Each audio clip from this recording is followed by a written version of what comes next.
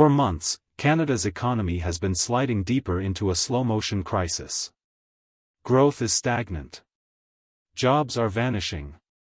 Businesses are closing their doors, not because of mismanagement, but because the system itself seems rigged against them. And as Canadians struggle to make ends meet, one man stands at the center of it all: Prime Minister Mark Carney. This week, the nation's eyes are locked on Ottawa, where Carney is set to unveil a federal budget unlike anything Canada has ever seen. Some are calling it a reset, others, a rescue plan. But behind the headlines and the political slogans, there's a growing sense that something much larger is happening. A quiet transformation of the Canadian economy, driven not by chance, but by design. The question many are asking: is this budget truly meant to help Canadians, or to reshape the country's financial future forever? Let's start with what we know. By almost every measure, the Canadian economy is stuck in a ditch. GDP per capita has fallen to near record lows, placing Canada near the bottom of OECD nations. The unemployment rate has been climbing for months. Even major industries, once the pride of the nation, like autos, aluminum, and steel, are reeling from U.S. tariffs and declining competitiveness.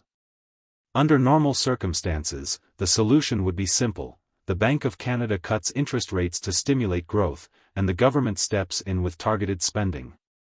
But as Bank of Canada Governor Tiff Macklem warned last week, these are not normal times. The structural damage caused by tariffs, Macklem said, is reducing our productive capacity and adding costs. This limits the ability of monetary policy to boost demand while maintaining low inflation. In plain English, the usual playbook doesn't work anymore.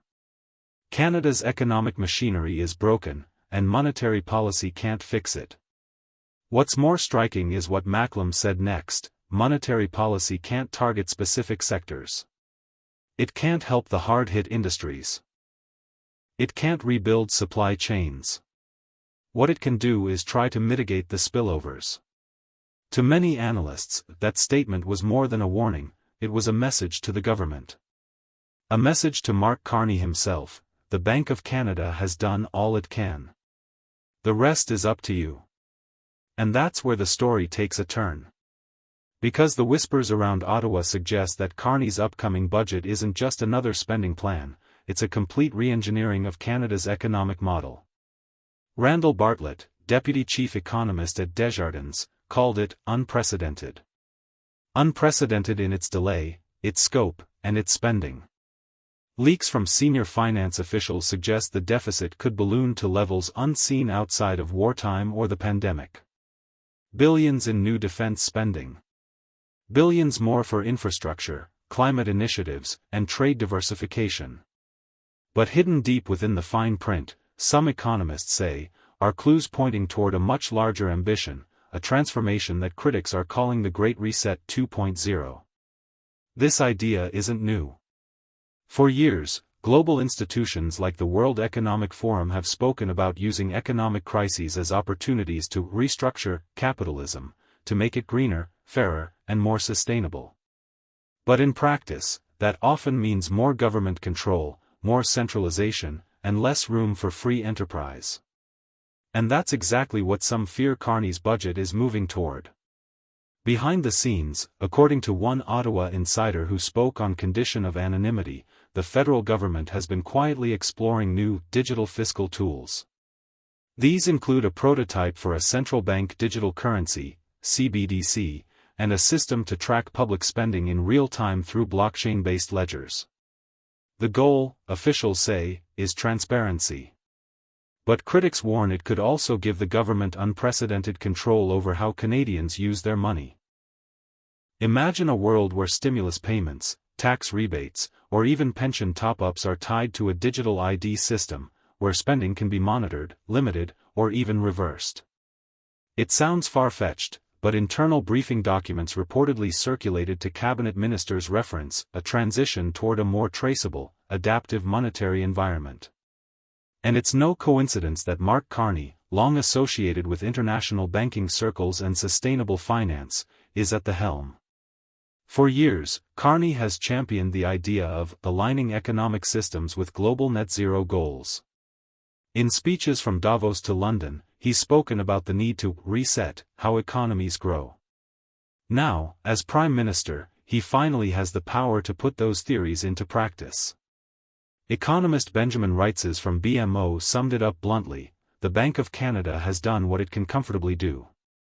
Now, it's over to fiscal policy. In other words, the baton has been passed.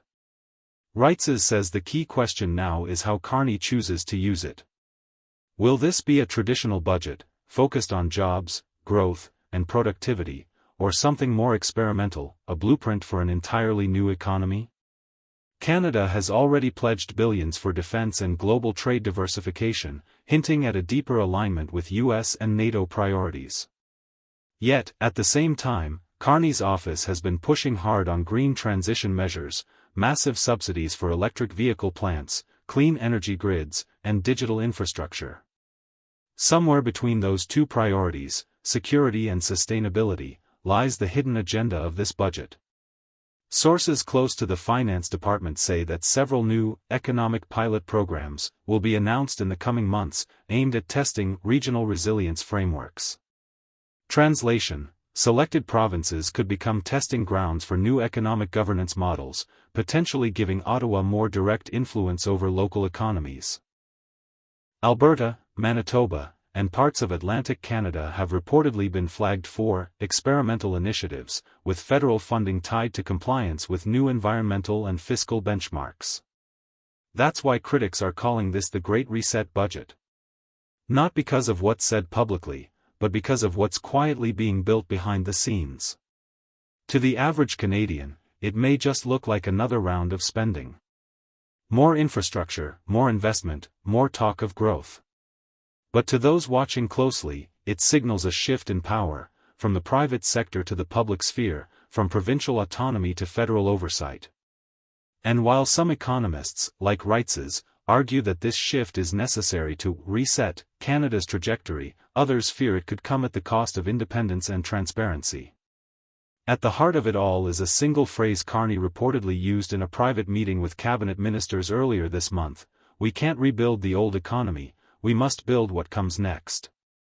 Those words have sent shockwaves through Ottawa's policy circles. What exactly does "what comes next" mean? A cleaner economy? A digital one? Or something Canadians haven't voted for, or even been told about? As the nation braces for Tuesday's budget, one thing is certain: this is not business as usual. Whether it's a rescue mission or a controlled reset, Canada is standing at a crossroads.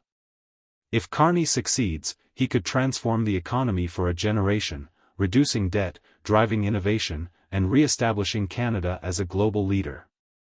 But if this hidden agenda backfires, it could deepen divisions, spark inflation, and erode trust in Canada's institutions for years to come. And here's the real twist: according to one leaked memo, portions of the new fiscal framework are set to be integrated with international economic coordination systems, suggesting that elements of Canada's economic data could soon be linked with global monitoring networks under G7 and IMF oversight. That revelation, if confirmed, would mean that Canada's next budget isn't just about Canada, it's part of a much larger global shift.